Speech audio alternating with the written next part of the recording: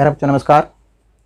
हम आज प्रश्नावली 1-4 के कुछ प्रश्न छूट गए थे, उन प्रश्नों को अपन आज देखते हैं और उन प्रश्नों को इन्हें समझते हैं। तो वो प्रश्नावली 1-4 में पहले प्रश्न का यानी 8वां सवाल छूट गया था। 8वां सवाल जो छूटा हुआ था उसको हम बना रहे हैं।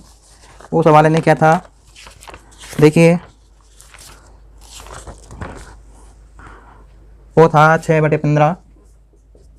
6/15 संख्या को बिना लंबी विभाजन विधि द्वारा आपको हल करना है कि इन संख्याओं का दशमलव प्रसार शांत होगा या अशांत होगा। तो आपको मैं बता देता हूँ कि ये जो 6/15 है, यह 6/15 जो भिन्न है, इस भिन्न का हम पहले क्या करेंगे, इसके न्यूनतम रूप में बदलते हैं। तो 6/15 का न्यूनतम रूप क्या होगा, इसका न्यूनतम रूप होगा जैसे कि हमने लिखा है 6/15। तो मैंने इसके 3 के पार से दोनों संख्या कटती है, हम 3 के पार से हम काटेंगे इसको।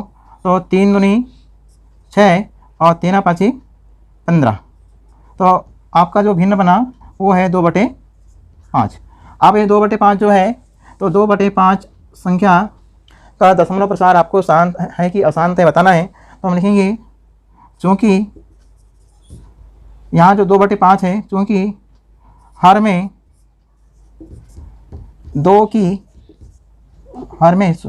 क्योंकि हर में 5 है, हर में 5 की घातें हैं, इसलिए क्या होगा, अतः इसका दशमलव प्रसार शांत होगा। ये आपका 8वां है। 9वां सवाल में देखते हैं। तो 9वें सवाल में अपन ने संख्या लिखी हुई है 35/50। देखिए ये भी संख्या है 35/50 परिमेय संख्या दी है, इसका भी अपन न्यूनतम रूप निकाल सकते हैं। यानी किसी संख्या से कट रहा है, तो 35 और 50 जो है ये संख्या 5 के पारे से अंश की संख्या भी कट रही है और 5 के पारे से हर की संख्या भी कट रही है। तो इसका जो छोटा रूप है यानी न्यूनतम रूप बदलना है इसका भी। तो का न्यूनतम रूप क्या होगा,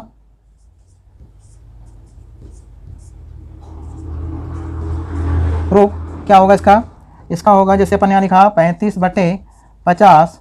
तो हमने 5 के पारे से काटा 10 बार और 5 के पारे से 5 7 35। तो इसका जो छोटा रूप है न्यूनतम 35/50 का जो न्यूनतम रूप है वो कितना है, वो है 7/10।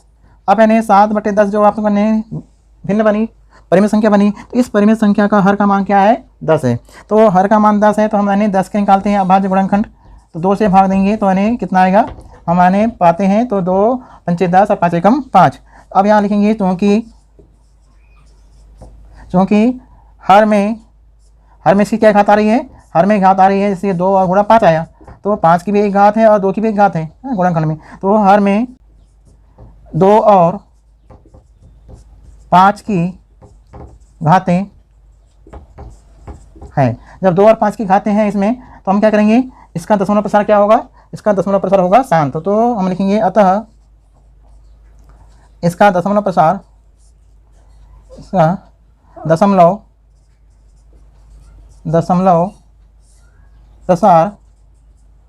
शांत होगा, क्योंकि हर में क्या आ रहा है, हर में 2 और 5 की घातें आ रही है। इसलिए इसका जब भी किसी परिमेय संख्या के हर में 2 5 की घातें आती है तो उसका दशमलव प्रसार शांत होता है। और जिसके हर में 2 और 5 के अलावा और कोई संख्या आती है, 3 है, 5 7 है, तो उसका दशमलव प्रसार अशांत आवर्ती होगा, है ना। अपन देखते हैं इसके बाद अगला प्रश्न 10वां। तो 77/210। देखिए ये भी जो परिमेय संख्या है, ये परिमेय संख्या का भी हम न्यूनतम रूप निकाल सकते हैं। क्यों? इसमें भी यानी जो 77 है ये 7 से भाग जाता है, और नीचे जो संख्या है 210 हर में, ये भी संख्या 7 से कटती है। मतलब है कि आपको यानी छोटे रूप में इसको बदल सकते हैं। हाँ, ध्यान रखें कि सबसे पहले आपको जो परिमेय संख्या दी रहती है उस परिमेय संख्या का निम्नतम रूप निकाल लेना है, और उसके बाद आपको हर की संख्या की गुणनखंड तोड़ना है। तब आपको यानी शांत अशांत आवर्ती के बारे में समझ में आ जाएगा। तो अपन हल करते हैं। देखिए यहाँ जो 77, तो 77 का यानी निम्नतम रूप क्या होगा? निम्नतम रूप यानी क्या हो सकता है बताओ? इसका निम्नतम हो सकता है में बदलने पर, तो 77 में 210, तो 7 के पार से यानी 7 1 कम 7, 7 1 कम 7 और 7 3 21, यानी आपका यानी क्या बना? 11/30। अब 11/30 इसका कौन सा रूप हो गया? एकदम छोटा रूप हो गया। अब यानी 30 इसकी संख्या हर में है और ये ऊपर 11 है। अब ये संख्या छोटी इससे छोटी नहीं हो सकती, यानी ये परिमेय संख्या इससे छोटी नहीं हो सकती है। अब यानी क्या करेंगे अपन लोग यानी 30 जो है हर में, हम 30 निकालते हैं अभाज्य गुणनखंड।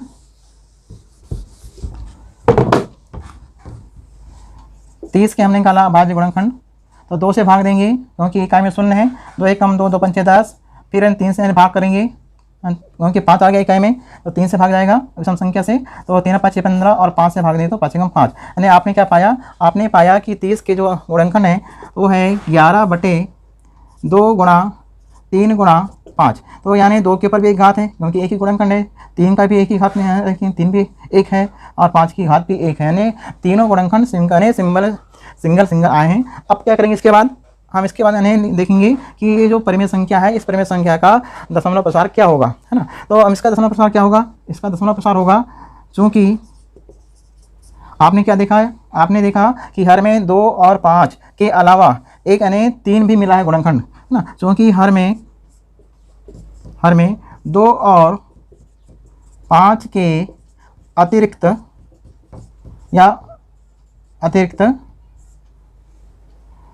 3 की घातें हैं। अब अलावा बोलो या अतिरिक्त बोलो? घातें हैं। जब यानी 2 और 5 के अलावा एक 3 की यानी घात यहाँ आ रही है, तो ये जो भिन्न है या ये जो परिमेय संख्या है, इस परिमेय संख्या का दशमलव प्रसार आपका क्या हो सकता है? तो इस संख्या का दशमलव प्रसार अशांत आवर्ती हो सकता है। तो हम लिखेंगे आंसर में, अतः इसका दशमलव प्रसार अशांत आवर्ती होगा। ये यानी अशांत आवर्ती होगा। तो अपन ने इसको हल कर लिए। ये हो गया आपका यानी प्रश्न नंबर 10वां, है ना। इसके बाद अपन यानी देखते हैं अगला प्रश्न जो यानी छूट गए थे। ये प्रश्न है जो यानी पिछले वाले दिन आपने छोड़ दिए थे, उन प्रश्नों को हमने आज बता दिया फिर से। देखिए प्रश्न नंबर दूसरे का भी छूट गया था। प्रश्न नंबर यानी दूसरे का भी क्या छूटा था? दूसरे का भी यानी प्रश्न नंबर दूसरे का भी छूट गया था कि जो परिमेय संख्या का दशमलव प्रसार शांत है उन संख्याओं का दशमलव निकालना है। तो ये जो अपन छोड़ दिए थे कौन सा था? वो था 6/15। तो 6/15 जो है इसी का अपन ने छोड़ दिए थे, है ना। तो इसका दशमलव में कितना मान आएगा? दशमलव क्या आएगा इसका? तो इसको हल करने के लिए क्या करेंगे अपन लोग? इसको हल करने के लिए अपन ने देखिए हम हमने निकाला था 15 के गुणनखंड 3 और 5, सॉरी 3 × 5। अब इसमें देखो 3 से ये यानी कट रहा है, क्या कट रहा है? 6 कट रहा है। तो 3 कम 3, 3 दूनी 6, तो आपकी संख्या क्या बनी? 2/5 बनी। ये इसका कौन सा रूप हो गया? ये हो गया निम्नतम रूप हो गया। अब यानी इसको दशमलव प्रसार बदलना है। तो आपको मैंने बताया था कि नीचे की संख्या यानी हर में या 10 लाओ या 100 लाओ या 1000, यानी 10 के इसमें लाना है पूर्णांक में। 10 के पूर्णांक में लाने के लिए अपन क्या करेंगे? देखिए 10 के पूर्णांक लाने के लिए आपको 2 का गुणा करना पड़ेगा 10 में 5 में, तो 5 दूनी 10 होगा। 2 का गुणा नीचे करोगे, 2 का गुणा आपको ऊपर करना है। 2 दूनी 4 और 5 दूनी 10। अब इसका भाग देना आसान हो जाता है। तो क्या होगा इसका भाग देना? 4 में 10 का भाग देंगे कितना आएगा? 4 में 10 का भाग देंगे तो 0 1 है, तो एक अंक के बाद लगेगा दशमलव, तो 0.4, यानी इसका दशमलव प्रसार कितना होगा? 0.4 होगा, है ना। ये आंसर आ गया। अब यानी प्रश्न नंबर दूसरे में यानी 7.1 और 35/50 था, वो तो शायद बता दिए थे। अब एक और बचा हुआ है, नहीं बचा है ना। अब इन्हें पूरे हो गए। अब देखिए, अब लेना है प्रश्न नंबर 3। प्रश्न नंबर 3 को देखिए। प्रश्न नंबर 3 जो है, तो प्रश्न नंबर 3 जो है वो कैसे होगा, उसमें लिखा हुआ है कि कुछ वास्तविक संख्याएं के दशमलव प्रसार नीचे दिए गए हैं। तो प्रत्येक स्थिति के लिए बताना है कि इन संख्याओं का परिमेय संख्या के रूप में है या अपरिमेय संख्या के रूप में है, और यदि परिमेय संख्या के रूप में है तो उसको पी अपान क्यू के रूप में, और क्यू के अभाज्य गुणनखंडों के बारे में बताइए बोला है ना। तो पहला प्रश्न है प्रश्न नंबर 3। प्रश्न नंबर 3, तो प्रश्न नंबर 3 आपको देखना है। तो आपने भारतीय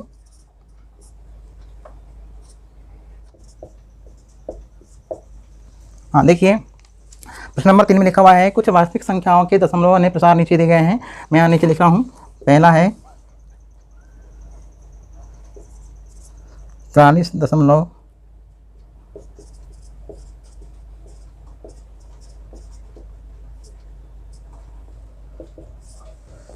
में क्या दिया है कि ये जो प्रश्न नंबर तीसरा है, ये यानी तीसरा प्रश्न जो है, ये यानी कभी कभी यानी 1 नंबर के लिए पूछता है परीक्षा में कि बताइए कि जो वास्तविक संख्याएं दी गई है इनका दशमलव प्रसार नीचे दिया गया है। इन दशमलव प्रसार को आपको देखना है कि प्रत्येक स्थिति के लिए आपको किस संख्या का परिमेय संख्या है और कौन सी परिमेय संख्या नहीं है। यदि परिमेय संख्या है तो उसको बी अपान क्यू के रूप में भी लिख सकते हैं, और क्यू के अभाज्य गुणनखंड के बारे में बताना है। तो देखिए यहाँ पर यानी क्या होगा, पहला प्रश्न का हल करते हैं। पहला प्रश्न, तो पहला प्रश्न का क्या होगा हल। पहला प्रश्न होगा कि इसमें 43.123456789, ये यानी 43 क्या है 1 2 3 4 5 6 7 8 9 है ना। तो अब इसके ऊपर बार नहीं है, लेकिन तीसरे नंबर के प्रश्न देखिए, तीसरा नंबर का जो प्रश्न दिया है उसमें बार है।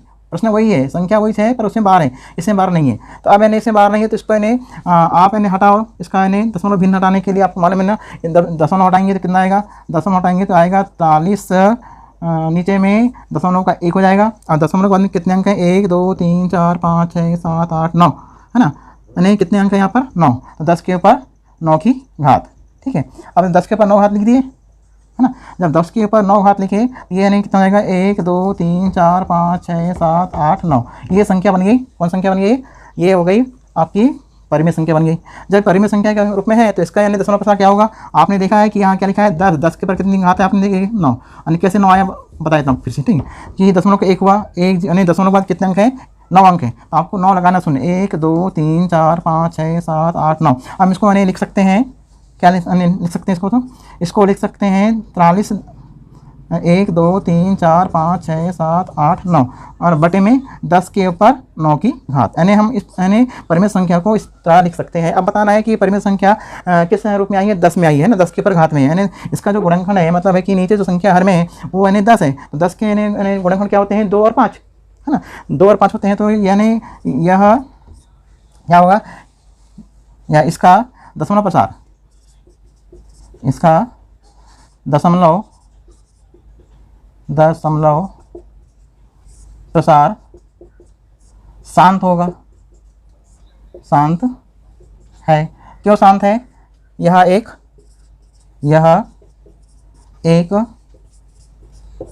परिमेय संख्या के रूप में है, अतः इसे P/Q के रूप में है, और Q के अभाज्य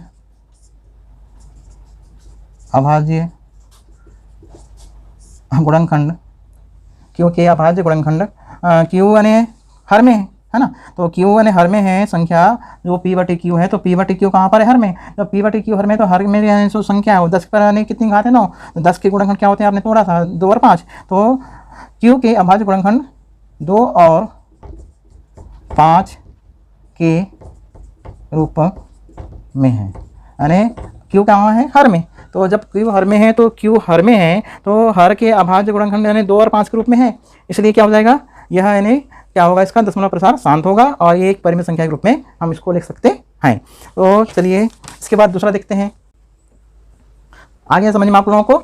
क्योंकि आपने देखा है कि हर में संख्या यदि 2 और 5 के गुणनखंड में रहती है तो वह संख्या का दशमलव प्रसार शांत होता है। अब इन्हें दूसरा देखते हैं, है ना।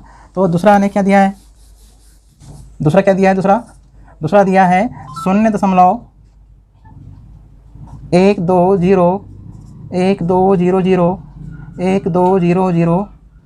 1200 और ऐसा चल रहा है। तो देखिए ये यानी आपको क्या लग रहा है कि दशमलव के बाद में 1 2 है, फिर 1 0, 1 2 है, फिर 2 0 है। मतलब है कि यहाँ पर कोई भी संख्या यानी बराबर रूप में नहीं आ रही है, यानी किसी की आवृत्ति बराबर नहीं हो रही है। तो इसका यानी दशमलव प्रसार क्या होगा, इसका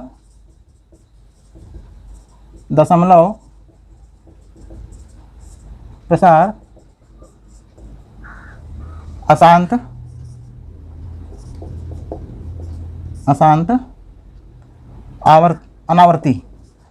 अनावर्ती रूप है, इसलिए यह एक अपरिमेय संख्या है। अपरिमेय संख्या, ये परिमेय संख्या नहीं है, ये परिमेय संख्या इसलिए नहीं है, ये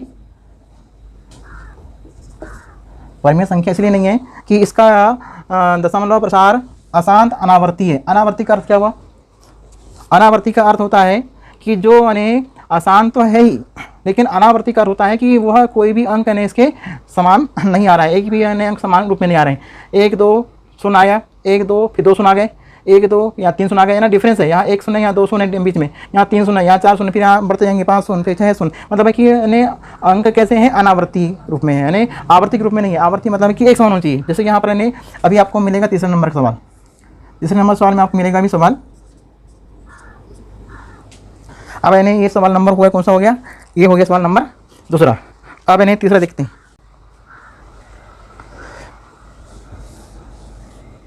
तीसरा नंबर का सवाल यानी क्या दिया हुआ है, जो पहला सवाल था, पहले सवाल का ही उन्हें मान है, लेकिन बस शर्त ये है कि पहले नंबर के सवालों में जो दशमलव की बाद संख्या थी उसमें बार चिन्ह नहीं था, लेकिन तीसरे नंबर के सवाल में यानी पहले नंबर का सवाल दिया गया है, लेकिन इसके ऊपर में, है ना, ऊपर में दशमलव के बाद जो अंक दिए गए हैं उन अंकों के ऊपर में क्या दिया है, बार का चिन्ह दिया हुआ है ना। तो ये नंबर तीसरा होगा।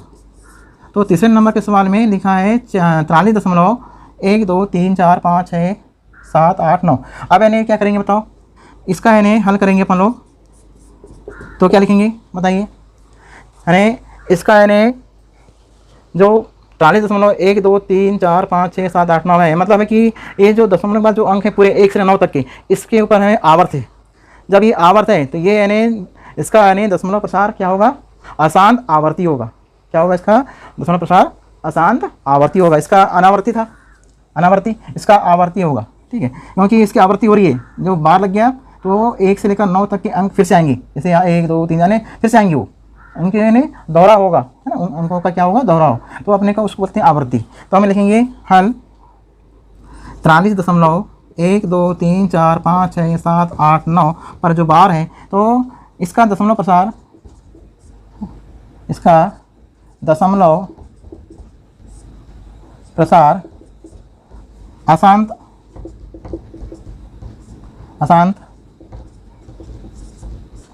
आवर्ती, अशांत आवर्ती, ये अनावर्ती नहीं है, ये है ना, आवर्ती है।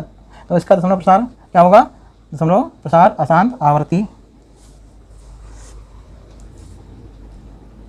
इसका नहीं, यहाँ कर लो, यहाँ भी यहाँ कर लो, यह दशमलव प्रसार अशांत आवर्ती है, इसलिए यह एक परिमेय संख्या के रूप में है। इसे P/Q के रूप में लिख सकते हैं, किंतु जो Q हर में है तो Q के अभाज्य गुणनखंड के बारे में बताएंगे। Q के यानी Q संख्या हर में है, क्योंकि Q के अभाज्य गुणनखंड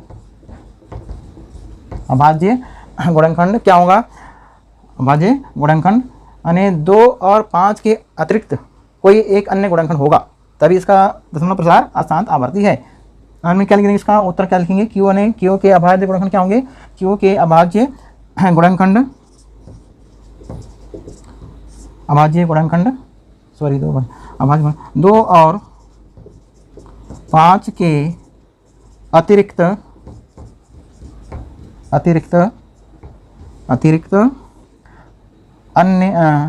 एक